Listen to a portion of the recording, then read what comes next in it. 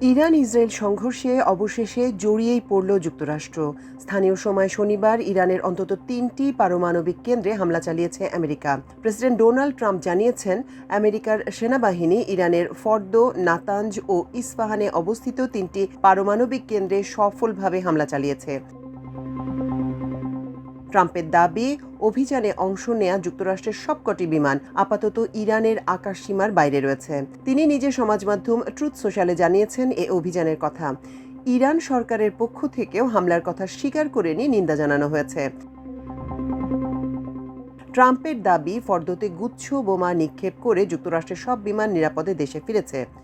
American সেনাবাহিনীকে অভিনন্দন জানিয়ে ট্রাম্প লেখেন, অন্য কোনো দেশের সেনাবাহিনী এখনো পর্যন্ত এই ধরনের অভিযান চালাতে পারেনি। ট্রুথ সোশ্যালে ট্রাম্প আরও বার্তা দেন, এখন শান্তির সময় এসেছে। আল জাজিরা জানায়, ট্রাম্প একটি ওপেন সোর্স ইন্টেলিজেন্স অ্যাকাউন্ট থেকে একটি পোস্ট শেয়ার করেছেন, যেখানে বলা হয়েছে শক্তিশালীভাবে সুরক্ষিত ফর্দো পারমাণবিক স্থাপনা নেই হয়ে গেছে। ট্রুথ সোশ্যালে ট্রাম্প লেখেন, এটি মার্কিন যুক্তরাষ্ট্র, ইসরায়েল ও পুরো বিশ্বের জন্য একটি ঐতিহাসিক মুহূর্ত। শনিবার স্থানীয় সময় রাত 10টায় জাতির উদ্দেশ্যে দেয়া এক ভাষণে ট্রাম্প বলেন, হয় শান্তি আসবে, নয়তো ইরানের জন্য আরও দুর্ভাগ্যজনক পরিস্থিতি অপেক্ষা করছে, যা গত 8 দিনের চেয়েও ভয়াবহ হবে। বহু লক্ষ্যবস্তুতে এখনও আঘাত হানা বাকি। আজ রাতেরটাই ছিল সবচেয়ে কঠিন অভিযান। উল্লেখ্য, ইরানকে আমেরিকা 2 সপ্তাহ সময় দিয়েছিল। ট্রাম্পের বার্তা ছিল, হয় কূটনৈতিক আলোচনা করে সমাধান, নয়তো মার্কিন সেনার পদক্ষেপ নিয়ে আগামী 2 সপ্তাহের মধ্যে চূড়ান্ত সিদ্ধান্ত নেওয়া হবে। গত শনিবারও ট্রাম্প জানিয়েছিলেন তিনি এখনও চূড়ান্ত সিদ্ধান্ত নেননি। তবে সেই সময়ের আগেই ইরানে আঘাত হানল যুক্তরাষ্ট্র। শনিবার বেশ কয়েকটি মার্কিন বোমারু বিমানকে দেখা গিয়েছিল মিসৌরি ওসাইটম্যান বিমান ঘাঁটি থেকে রওনা দিতে।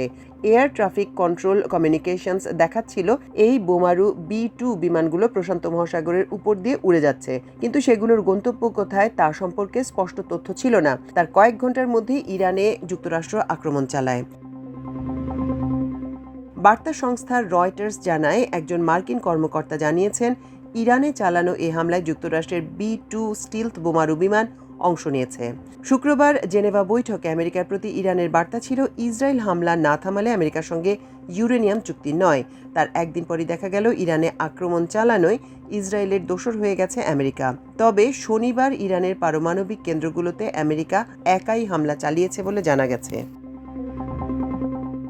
মাল্টিমিডিয়া ডেস্ক, আমার দেশ।